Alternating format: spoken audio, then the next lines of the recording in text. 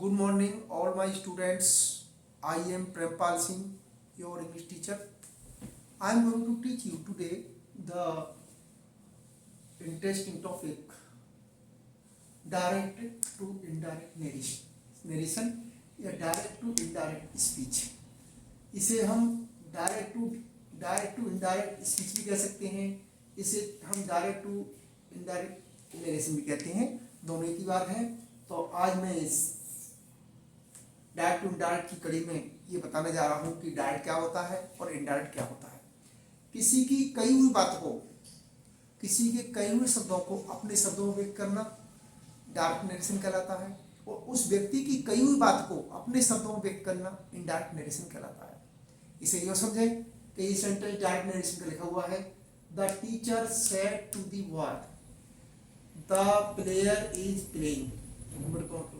तो ये direct narration का वाक्य क्या हुआ है. अध्यापक ने लड़के से कहा खिलाड़ी खेल रहा है. ये डायरेक्ट नरेशन की बात है. इसका मतलब है किसी टीचर ने लड़के से कहा कि खिलाड़ी खेल रहा है. ये डायरेक्ट नरेशन का वाक्य है.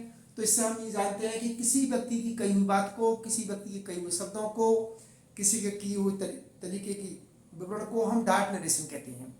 और उस व्यक्ति की कही हुई बात को अपने शब्दों में व्यक्त करना, घुमा फिरा कर कहना, ग्रामर के नियमों का प्रयोग करके कहना इनडायरेक्ट नरेशन कहलाता है. तो आइए हम चलते हैं डायरेक्ट से इनडायरेक्ट नरेशन की ओर. तो ये देखते हैं. The teacher said to the boy the player is playing. अब इसमें देखना है कि इसके दो भाग है. एक तो इन्वर्ट कॉमास के बाहर वाला भाग है, दूसरा इन्वर्ट कॉमास के अंदर वाला भाग है. इन्वर्ट कॉमास के बाहर वाले भाग को हम रिपोर्टिंग स्पीच और इन्वर्ट कॉमास के अंदर वाले भाग को हम रिपोर्टिंग स्पीच कहते हैं. कहने वाला भाग और कहा हुआ भाग. तो इन्वर्ट कॉमास के बाहर वाले भाग को हम देखते हैं. पहले इसके हम भाग करते हैं कि इसका जो टीचर है वो रिपोर्टर कहलाएगा, इसकी जो सेड है वो रिपोर्टिंग वर्ब कहलाएगा, और टू दी बॉय जो है वो रिपोर्टिंग ऑब्जेक्ट कहलाएगा.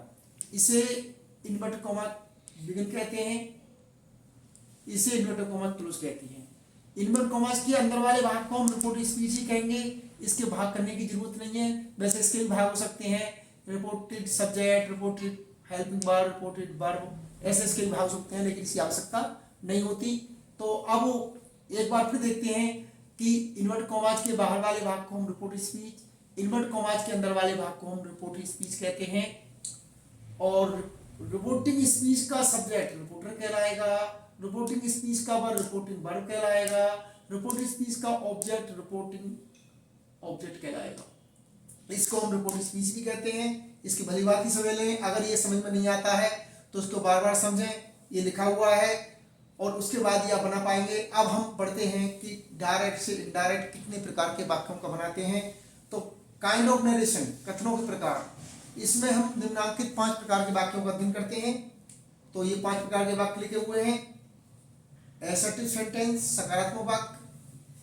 नंबर 2 इंट्रोगेटिव सेंटेंस, प्रश्नवाचक वाक्य.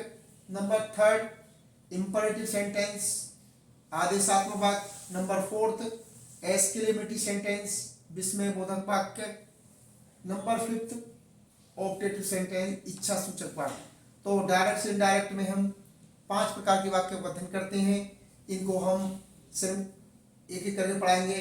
तो हम अगली वीडियो में आपको एसेप्ट सेंटेंस के बारे में पढ़ाएंगे. इसका ध्यान रखेंगे. तो इसको समझने वाला डायरेक्ट से इनडायरेक्ट हैं. अगर ये बात समझ में आ रही हो, मेरे समझाने का तरीका समझ में आ रहा हो, आपके समझ में आ रहा हो, तो मेरी वीडियो को लाइक कर दें, चैनल को सब्सक्राइब कर दें. जय हिंद, जय भारत. अगली वीडियो मिलेंगे.